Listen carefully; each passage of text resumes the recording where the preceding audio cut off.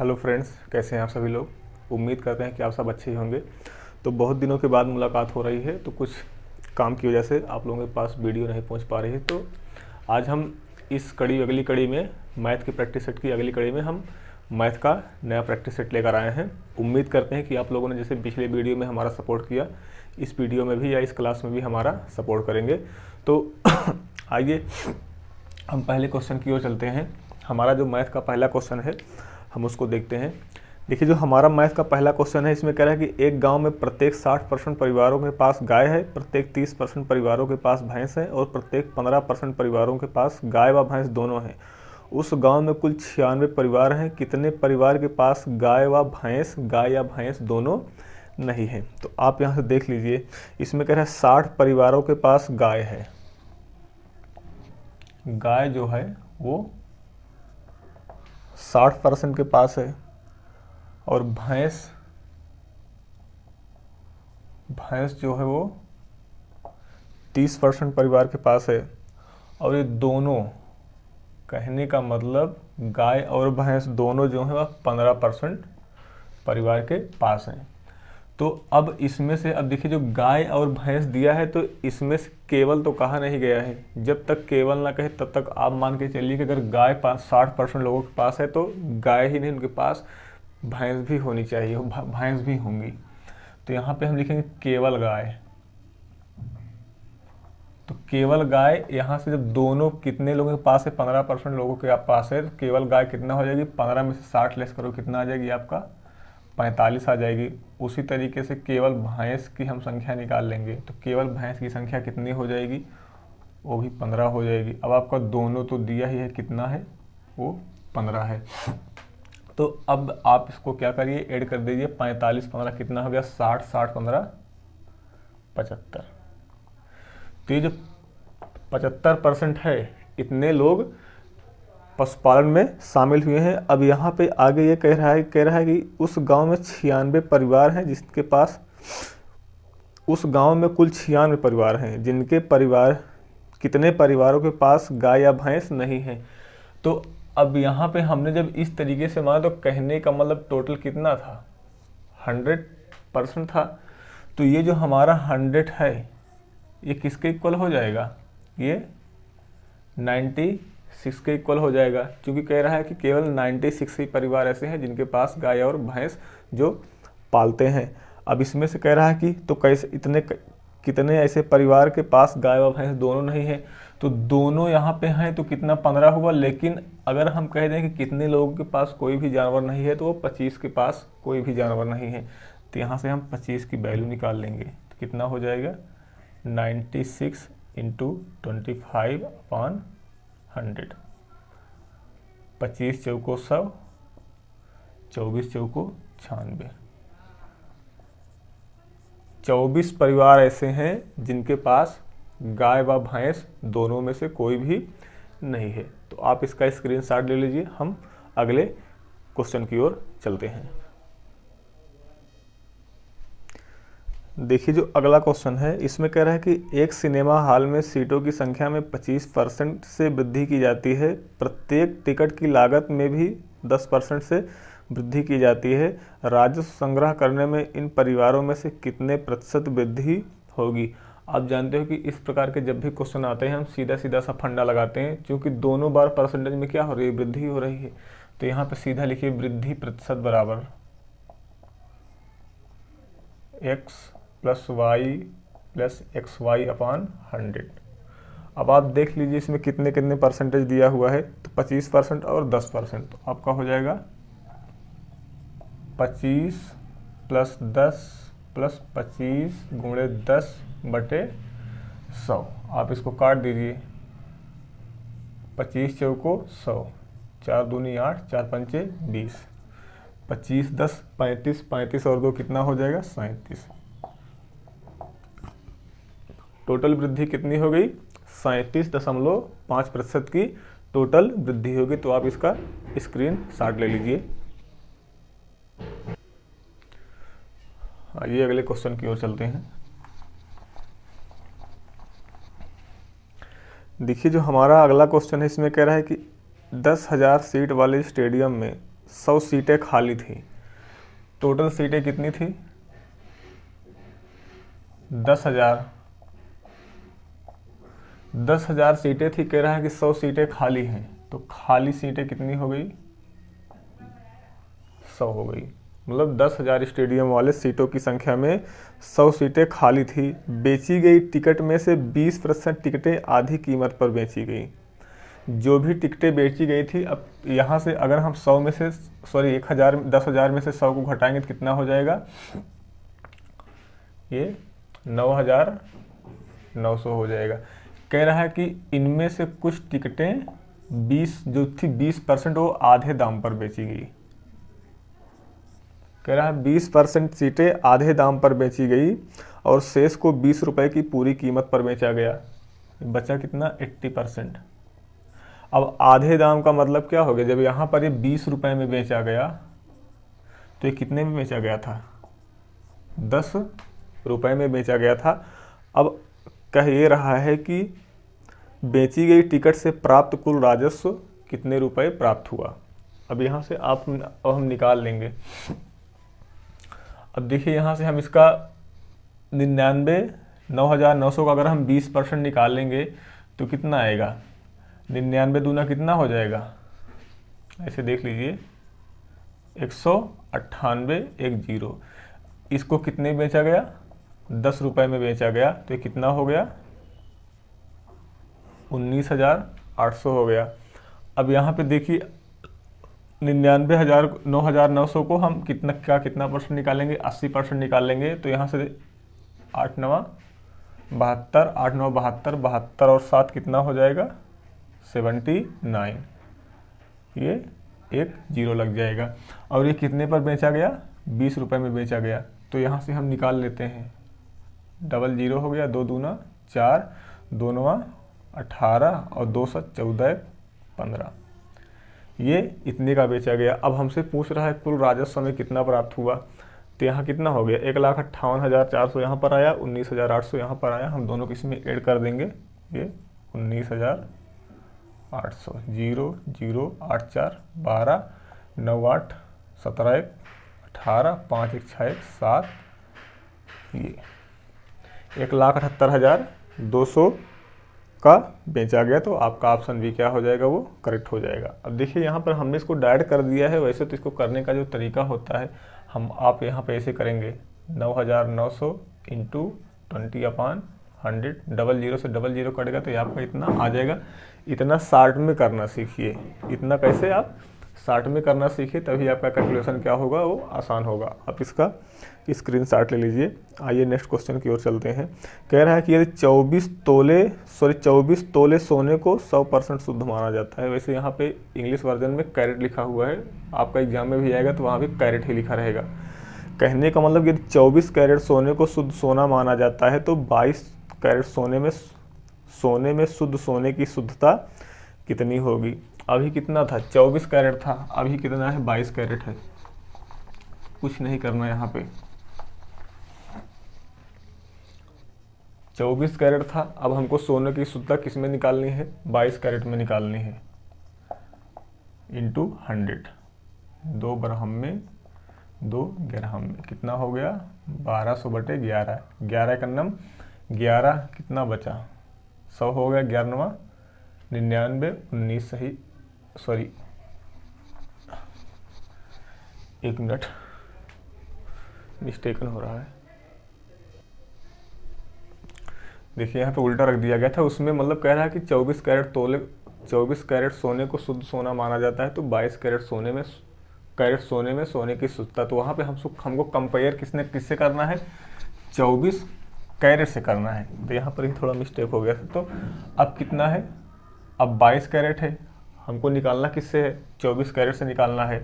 24 carat से क्यों निकालना है? क्योंकि 24 कैरेट जो है वह शुद्ध सोना माना जाएगा। इंटू 100, गिरहम में बरहम में 4 3 12, 4 5 हम में 100, 25 और 11 का जो आप मल्टीप्लाई करेंगे तो 275/3 हो गया। अब देखिए 3 9 27, 3 का 3 कितना गया? 91 सही, 2/3%। 22 कैरेट सोने में सोने की शुद्धता कितनी हो जाएगी? वो 91 सही 2/3% के आसपास हो जाएगी। तो आप इसका स्क्रीन शॉट ले लीजिए। आइए देखते हैं नेक्स्ट क्वेश्चन।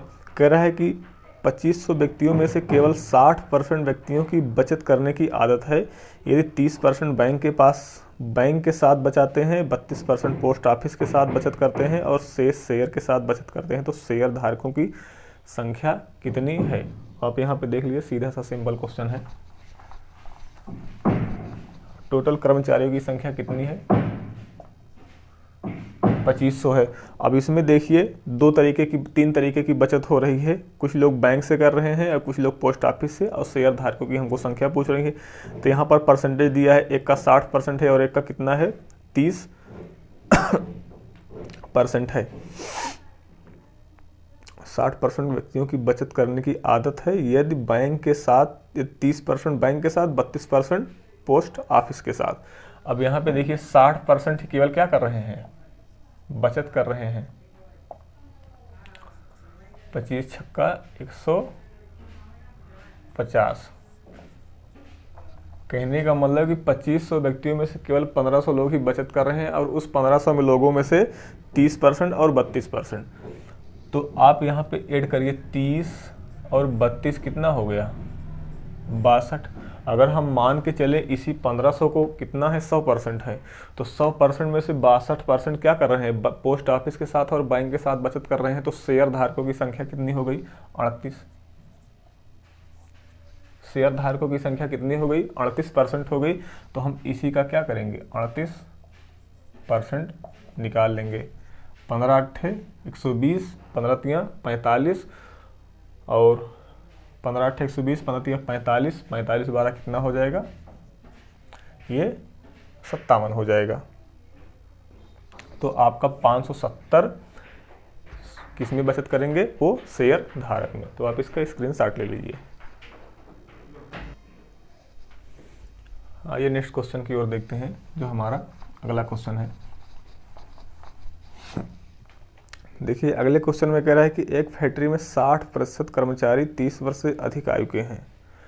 अगर हम यहाँ पर टोटल कर्मचारी को कितना मान लें? 100 मान लें, तो ये 40% हो गया और ये 60% हो गया, जो 30 प्लस है, 30 वर्ष से अधिक आयु के हैं। अब आगे कह रहा है इनमें से 75% पुरुष हैं। इन्हीं 60 में से 75% क्या हैं? पुरुष हैं। तो जब 75% पुरुष हैं तो आप इसका निकाल लीजिए 60 × 75/100, 25 3 25 चौको 4, 15 हम में 45 क्या हो गए? मेल हो गए। और कह रहा है कि अन्य जो बचे हुए वो क्या है? फीमेल है। 45 मेल हुए तो 15 क्या हुए? फीमेल हो गए। अब आगे कह रहा है कि यदि 1350 पुरुष कर्मचारी 30 वर्ष से अधिक आयु के हैं, यही जो 45 दिया है वो किसके बराबर है? 1350 के बराबर है। तो कह रहा है कि उस फैक्ट्री में कर्मचारियों की कुल संख्या ज्ञात कीजिए। तो हमसे किसकी वैल्यू पूछ रहा है? 100 की वैल्यू पूछ रहा है। तो अगर 45 जो हो गया, 45 की वैल्यू किसके इक्वल है? 1350 के इक्वल है। तो 100 की वैल्यू किसके इक्वल हो जाएगी? 1350 × 100/45। 45 3 135 कितना आ गया? 3000 कर्मचारी आ गए। तो आप इसका स्क्रीनशॉट ले लीजिए। आइए अगले क्वेश्चन की ओर चलते हैं।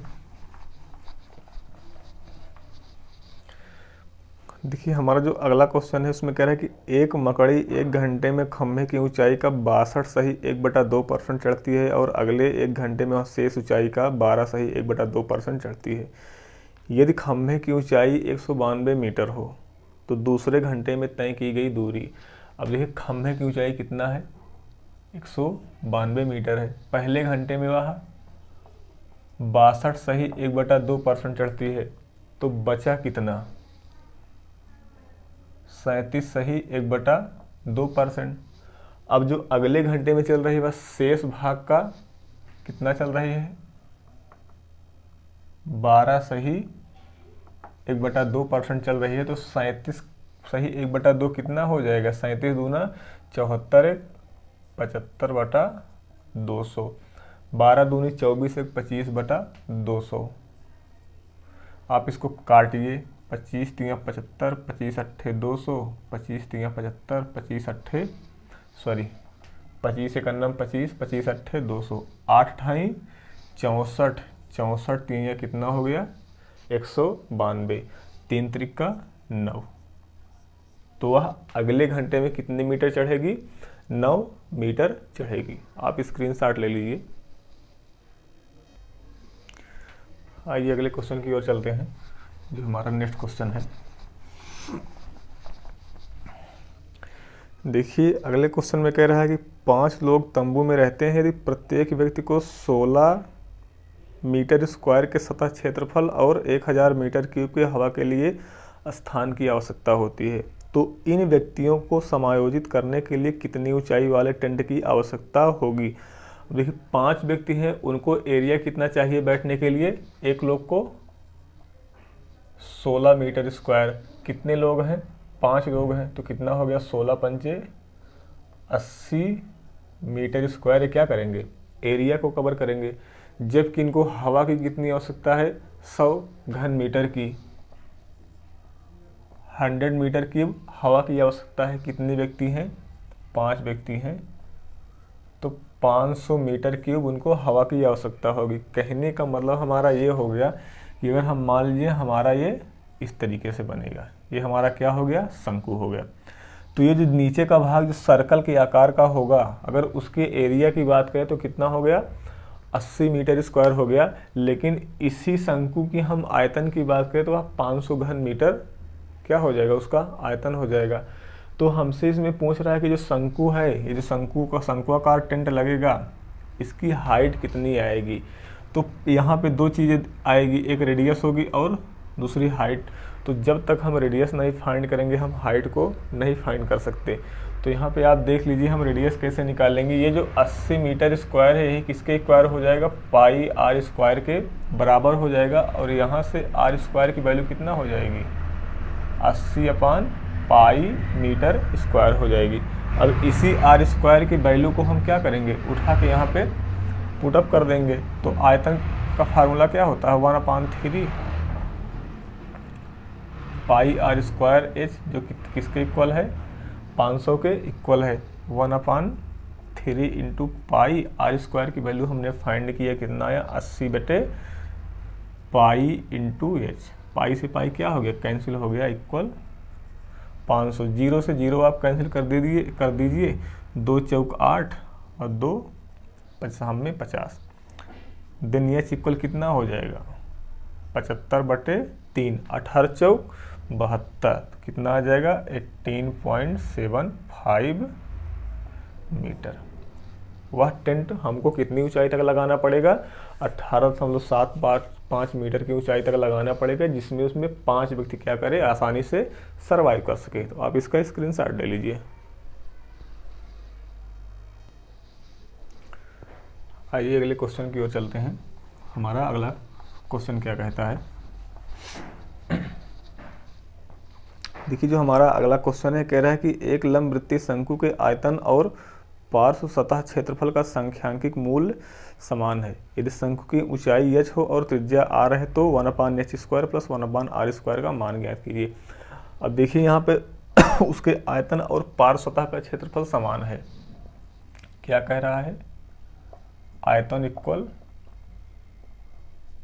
पार्श्व क्षेत्रफल, ये दोनों क्या है, इक्वल है। तो आयतन क्या होता है 1/3 पाई आर स्क्वायर एच, और पार्श्व क्षेत्रफल क्या होता है, पाई आर एल होता है। अब देखिए यहाँ से एक आर से एक आर कैंसिल हो गया, पाई से पाई कैंसिल हो गया, बचा क्या है यहाँ पे आर h/3 इक्वल यल। हम जानते हैं कि यल की वैल्यू क्या होती है, r² + h²। चूँकि जो शंकु बनता है इसी के आकार का बनता है, तो यहाँ से हम ये भाग इसको निकाल लेंगे, ये r है, ये h है, ये क्या हो गया, यल हो गया। तो इसका हम पाइथागोरस प्रमेय से निकालेंगे तो हमारा यही क्या हो जाएगा, प्राप्त हो जाएगा। तो हम इसके इक्वल इसको रख सकते हैं, h² + r²। हम जानते हैं कि अगर हम अंडर रूट को यहाँ से इस साइड में लाएंगे तो ये क्या हो जाएगा, स्क्वायर हो जाएगा। R square H square upon क्या हो जाएगा 9 हो जाएगा। यहाँ पर बचेगा क्या H square plus R square, यहाँ पर शेष बचेगा।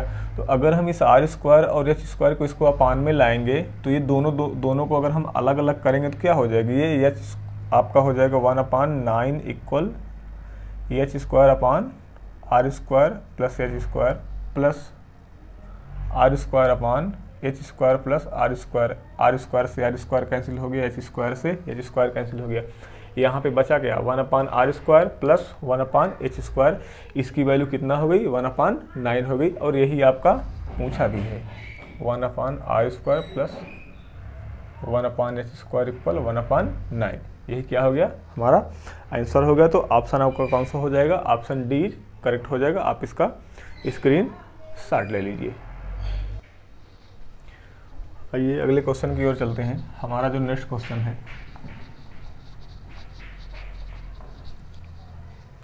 देखिए हमारा जो अगला क्वेश्चन है कह रहा है कि एक वस्तु पर P% और Q% की क्रमागत छूट किस एकल छूट के समान होगी। तो यहाँ पर P% और Q% क्रमागत छूट दे रहा है, तो आपका सीधा सीधा आपका क्या लगेगा P plus Q minus PQ अपान 100, ये क्या हो जाएगा आपका वो करेक्ट हो जाएगा। आइए नेक्स्ट क्वेश्चन की ओर चलते हैं। सॉरी दोनों यहाँ पे प्लस प्लस हैं, तो ये भी क्या हो जाएगा प्लस हो जाएगा P पर।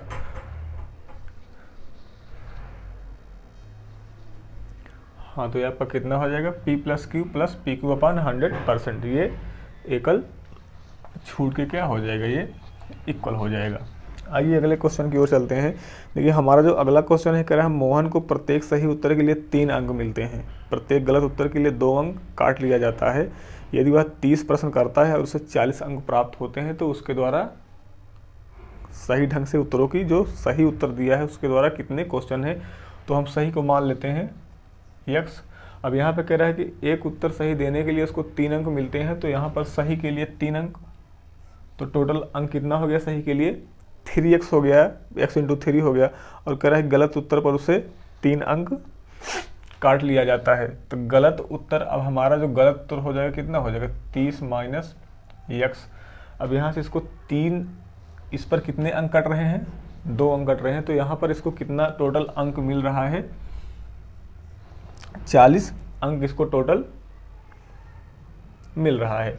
तो आप देख लीजिए कितना हो जाएगा 3x minus 30 minus x into 2 equal 40, यही तो आपका सॉल्यूशन बनेगा, सॉरी समीकरण बनेगा। कितना हो जाएगा 3x माइनस 30 दूना 60 प्लस 2x इक्वल 40। अब यहाँ पे आपका कितना हो जाएगा 5x इक्वल 40 और 60 कितना हो जाएगा 100, देन x इक्वल 20। जो उसने सही उत्तरों की जो संख्या उसकी थी वो कितनी थी, वो 20 थी। अब आप ऐसे ही देख लीजिए, अगर 30 क्वेश्चन है, इसने अगर 20 क्वेश्चन सही किया तो 20 3 कितना हो गया 60 हो गया। बचा कितना 10 क्वेश्चन बचा। अब 10 क्वेश्चन पर उसको माइनस कितना हो रहा है 2 अंक हो रहा है, तो 10 दूना 20 हो गया। 60 अंक तो वह सही के लिए पा गया, लेकिन 20 अंक उसको क्या मिला माइनस हो गया। तो 60 में से 20 लेस होगा तो कितना आ जाएगा आपका 40 आ जाएगा। तो आप इसका स्क्रीनशॉट कर लीजिए। आइए अगले क्वेश्चन की ओर चलते हैं। जो हमारा अगला क्वेश्चन है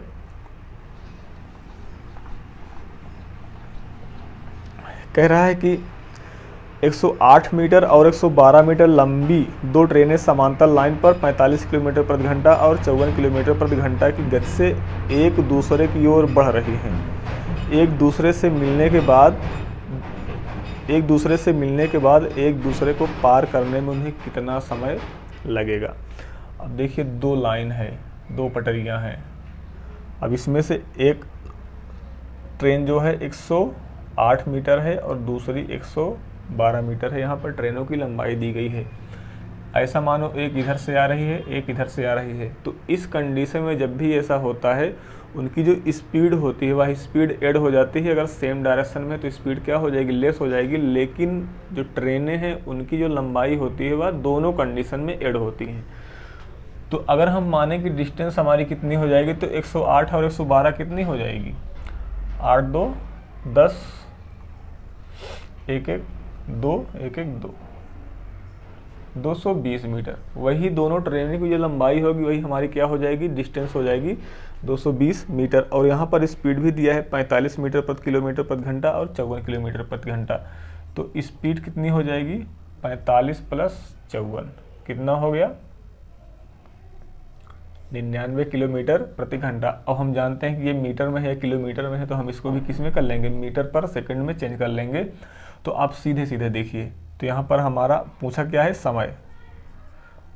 समय बराबर क्या होता है, दूरी बटे चाल। तो हमारी दूरी कितना है 220, चाल कितना है 99 किलोमीटर पर आवर। इसको हम चेंज करेंगे मीटर पर सेकंड में। तो देखिए यूनिट ध्यान दीजिए, किलोमीटर प्रति घंटा, मीटर पर सेकंड। किलोमीटर बड़ा होता है, मीटर पर सेकंड छोटा होता है। तो इसमें दो ही होता है, 5/18 और 18/5। तो अगर हमको मीटर पर सेकंड से किलोमीटर पर आवर में चेंज करना है, कहने का मतलब छोटी यूनिट से बड़ी यूनिट में जाना है, तो हम 18/5 से मल्टीप्लाई करेंगे। और ऐसे देख लीजिए 18 ऊपर है, ये संख्या बड़ी है, और यहाँ 18 नीचे है, संख्या क्या है, छोटी है।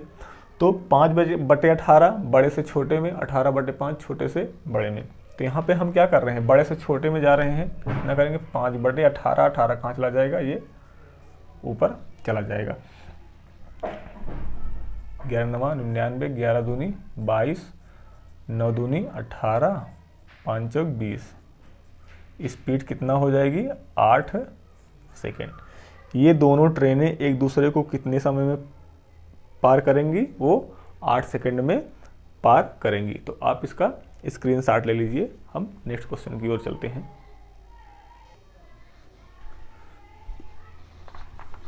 तो आइए देखते हैं अगले क्वेश्चन को। देखिए जो हमारा अगला क्वेश्चन है, इसमें कह रहा है कि एक किताब विक्रेता 10% के लाभ पर एक पुस्तक बेचता है। यदि वह इसे 4% कम में खरीदा होता और 6 रुपये अधिक में बेचा होता, तो उसको 18 सहित 3/4% का लाभ होता। किताब का लागत मूल्य ज्ञात कीजिए। देखिए इसमें कुछ नहीं करना है, आपको एकदम शॉर्ट मेथड में बताएंगे। एक किताब विक्रेता 10% के लाभ पर पुस्तक बेचता है। हम ऐसा मानते हैं कि इसकी जो सीपी थी कितनी थी, 100 थी। 10% के लाभ पर अगर वह बेचता है तो उसकी एसपी कितना हो जाएगा, 110 में हो जाएगा। अब नेक्स्ट टाइम ये कह रहा है कि यदि यह उसे 4% कम में खरीदा होता, तो जो हमारा अगला सीपी हो जाएगा कितना हो जाएगा, 96 हो जाएगा। 4% कम में खरीदने की बात कर रहा है। कह रहा है अगर 4% कम में खरीदा होता तो वह खरीदा होता और 6 रुपये अधिक में बेचता, तो उसको 18 सही 3/4 का लाभ होता। तो इस 96 पर लाभ कितना हो रहा है, 18 सहित 3/4 या 18 चौक 72 3 75/4% का लाभ हो रहा है। तो इसको हम एसपी निकाल लेंगे, 96 गुणे ये आपका कितना हो जाएगा, लाभ परसेंट निकालना 475, 475/400 हो जाएगा। आप इसको काटिए, 25 से सीधा काटिए, 25 से करने में 25 बचा कितना, 22, 225 हो गया, 25 9 225, 25 16 में 400, 16 छक्का 96, कितना आ गया, 19 छक्का 114। अब कह रहा है कि जब 18 इतना मतलब कि 18 सही 3/4% का इसको लाभ होता तो कितना ज़्यादा मिलता है, 6 रुपये ज़्यादा मिलता है। किसकी तुलना में, 110 की तुलना में इसको 6 रुपये क्या मिलता, ज़्यादा मिलता। तो यहाँ पर कितना ज़्यादा मिल रहा है, 4 रुपये ज़्यादा मिल रहा है। यहाँ पर कितना ज़्यादा मिल रहा है, 4 रुपये ज़्यादा मिल रहा है। तो पूछ रहा है किताब का लागत मूल्य ज्ञात कीजिए। अगर 4 रुपये की कीमत 6 के बराबर है तो हमारा सीपी कितना है, 100 है। तो 100 की कीमत कितनी हो जाएगी, 6 × 100/4, 4 पैसा हम में 100, 25 छक्का 150 रुपये। तो जो हमारा सीपी होगा कितना हो जाएगा, 150 रुपये हो जाएगा। और ऑप्शन आपका सी क्या हो जाएगा, करेक्ट हो जाएगा। तो ये हमारा लास्ट क्वेश्चन था। तो हम इसी के साथ आज विराम करते हैं।